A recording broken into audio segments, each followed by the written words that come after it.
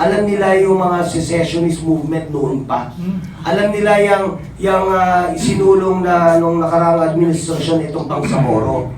Na lahat yan gusto nang tumindig sa kanilang mga sariling mga paa.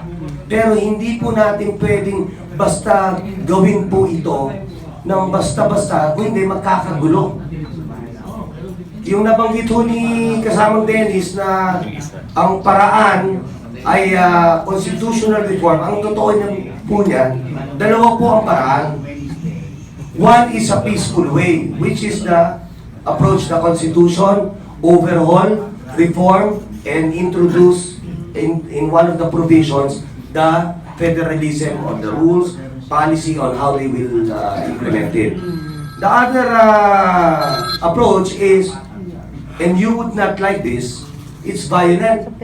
It's a bloody revolution. Dahil marami nung tulad ho nung kasama namin ni Kong Dante sa Bicolandia region na kahapon ay kapanayam ko sa nag-phone patch ko sila sa Legazpi Albay.